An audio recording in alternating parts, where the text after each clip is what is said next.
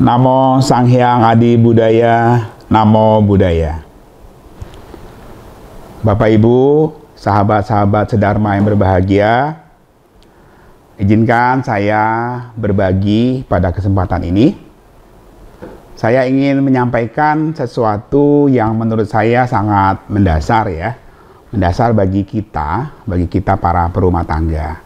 Seperti sama-sama kita ketahui bahwa di dalam agama Buddha itu ada dua pilihan hidup. Ada pilihan hidup sebagai pertapa, atau mungkin kita lebih kenal istilahnya dengan biku, biksu, biksuni, atau yang memilih untuk menjadi perumah tangga, seperti kebanyakan dari kita. Nah, perumah tangga ini memiliki cara yang agak berbeda dengan para biku, ya. Kita sebagai perumah tangga perlu memiliki yang namanya keseimbangan. Saya mengambil ada 4 hal ya yang butuh kita lakukan sebagai perumah tangga. Yang pertama, kita butuh yang namanya kesehatan. Kesehatan badan jasmani ini penting. Karena ibarat kita produksi sesuatu, badan jasmani ini pabriknya.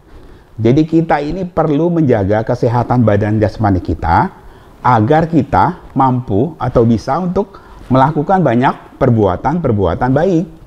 Kalau badan kita sendiri lagi sakit, kita sulit untuk bisa banyak berbuat kebajikan. Nah, ini masih dalam kaitan dengan pandemi ya yang saat ini jadi menjadi semakin penting. Seperti yang Buddha sering katakan, Buddha pernah sabdakan bahwa arogya paramang laba, kesehatan adalah keuntungan yang terbesar. Nah, di masa-masa sekarang ini terasa sekali bahwa kesehatan itu betul-betul menjadi suatu keuntungan yang luar biasa. Ya, banyak sekali sahabat-sahabat kita, teman-teman kita, keluarga kita yang terkena dampak dari COVID-19 ini ya. Nah, orang-orang yang sehat tentunya akan jauh lebih beruntung ketimbang mereka yang sedang mengalami sakit. Nah, bagaimana cara kita menjaga kesehatan fisik kita? Saya membuatnya menjadi 3 hal ya, 3 olah istilahnya. Yang pertama itu adalah olah makan, yang kedua itu adalah olahraga, yang ketiga adalah olah tidur. Ya, jadi kita perlu menjaga asupan makanan yang masuk ke dalam tubuh kita. Itu penting, ya. Seperti katanya, mulutmu adalah harimaumu, itu yang keluar ya. Yang masuk juga termasuk ya. Apa yang kita konsumsi, yang kita asup ke dalam tubuh kita ini sangat-sangat berpengaruh terhadap kesehatan fisik kita. Yang kedua, tentunya olahraga. Tubuh kita ini harus exercise, harus bergerak, harus banyak melakukan aktivitas-aktivitas ya. Kalau tidak, kalau terlalu banyak diam, tubuh ini menjadi kaku. Ya, banyak orang yang sakit ototnya, pusing kepalanya gara-gara terlalu banyak berdiam diri ya, tidak banyak melakukan aktivitas tubuhnya. Yang ketiga adalah istirahat, tidur. Ya, kita perlu menjaga tidur kita yang cukup. Ya, olah tidur itu juga penting bagi kita. Nah, ini yang pertama. Ya, jadi yang pertama yang perlu kita jaga itu adalah kesehatan. Kesehatan penting sekali buat kita selaku perumah tangga. Yang kedua, yang perlu kita seimbangkan, yang perlu kita lakukan juga adalah menjaga keuangan atau ekonomi keluarga. Ya. Sebagai perumah tangga, mau tidak mau, suka tidak suka, Anda harus bekerja, Anda harus berusaha, Anda harus memenuhi kewajiban Anda sebagai perumah tangga. Salah satunya adalah dengan mengumpulkan kekayaan. Buddha pernah berkata di Dhammapada 155, mohon maaf. Buddha berkata bahwa mengibaratkan seperti seekor bangau. Seperti seekor bangau. Kalau kita di masa mudanya itu tidak menjalankan kehidupan suci atau tidak mengumpulkan kekayaan, maka di hari tuanya kita itu bisa seperti seekor bangau tua yang hidup di kolam tanpa ikan. Jadi kembali lagi ada dua pilihan hidup, kehidupan suci atau berumah tangga.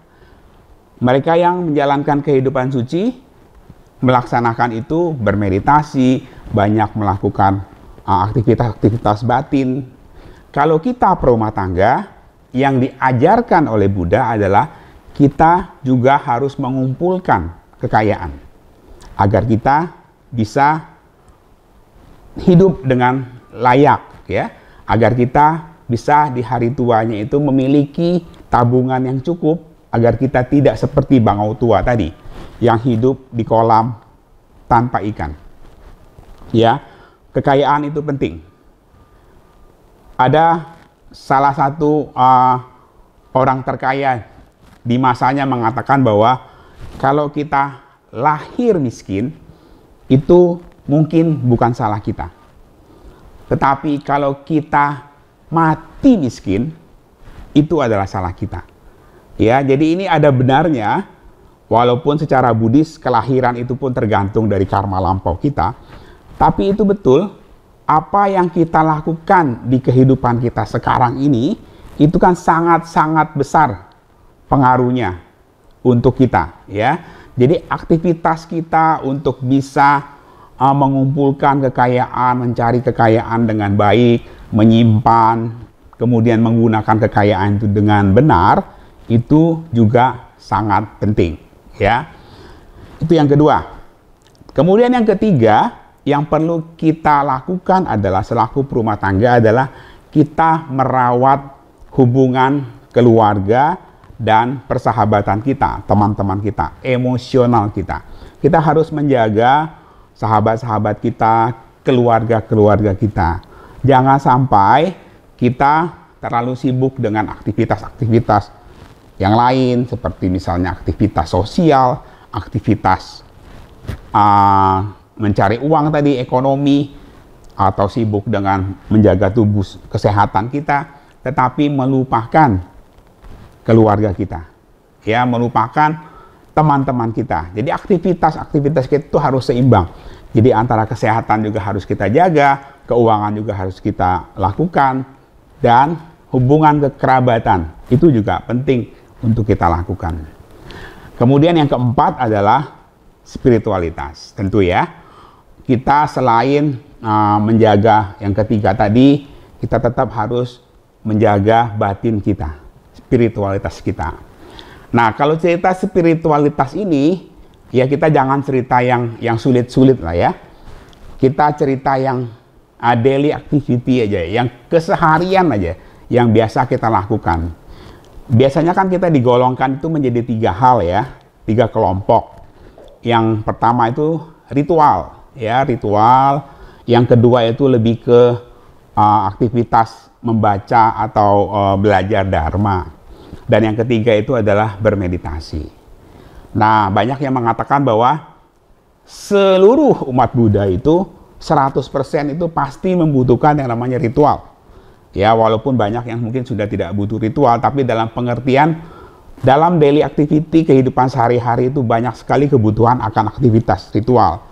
Yang dari mulai kelahiran, perkawinan, kematian, pindah rumah, sakit dan lain-lain sebagainya itu butuh yang namanya aktivitas ritual. Makanya di kita juga lebih banyak pandita-pandita yang bertugas sebagai lokapala seraya yang aktivitasnya lebih ke membantu ritual ya. Kemudian yang dharma dutanya lebih sedikit. Nah, dari yang 100% umat Buddha yang senang ritual ini, yang suka dengan belajar dharma, ada yang bilang hanya 10%. Tapi bagi saya mungkin saya lebih suka ambil yang 20% ya. 20% dari 100%, 20% umat Buddha itu lumayan lah mau belajar Dharma, gemar belajar Dharma. Nah, sisanya lagi yang senang bermeditasi, yang senang kontemplasi gitu ya, yang senang melakukan hal-hal yang meningkatkan batinnya itu lebih sedikit lagi ya. Jadi kalau hukum Pareto itu 20-80, ini 20% dari 20% itu. Jadi sekitar mungkin hanya 3-4% saja dari semua umat Buddha itu yang tertarik untuk belajar, bermeditasi, mengembangkan batin untuk lebih baik dan lebih baik. Tapi ini sebagai umat Buddha yang baik tentu kita harus lakukan ya, ketiga-tiganya. Daily activity ini kita lakukan. Jadi setiap pagi marilah kita juga rajin untuk membaca doa, baca parita, baca mantra. Kita juga belajar pelan-pelan bermeditasi setiap pagi, setiap malam gitu ya. Untuk mengisi batin kita. Juga kita belajar baca buku. Sekarang aktivitas untuk mendapatkan ilmu pengetahuan mengenai Dharma ini bisa dari mana saja ya. Lebih gampang lah ya, sumbernya lebih gampang. Kalau dulu kita mungkin harus cari buku-buku yang bagus di tempat-tempat tertentu baru ketemu. Sekarang kita dengan kemajuan teknologi jauh lebih gampang mendapatkan apa yang ingin kita cari, kita tinggal ketik, kita ketemu gitu ya. Nah, jadi Bapak Ibu teman-teman semua, ini perlu kita lakukan. Ya, sekali lagi sebagai perumah tangga, mari kita menjaga agar kita bisa menyeimbangkan keempat ini ya. Jangan berat sebelah. Ya, jangan kita ini sibuk urusannya ritual aja. Jangan sibuk urusannya meditasi aja ya. Jangan. Kita perumah tangga harus ingat bahwa kita punya tanggung jawab keluarga. Kita tetap harus mencari keuangan yang cukup untuk memenuhi kebutuhan keluarga. Kita juga perlu menjaga kesehatan kita. Kita juga perlu menjaga keluarga kita. Selain kita menjaga batin kita dengan meningkatkan spiritualitas kita. Mungkin itu yang bisa saya sampaikan pada kesempatan ini. Terima kasih. Namo Sang Hyang Adi Budaya. Namo Buddhaya.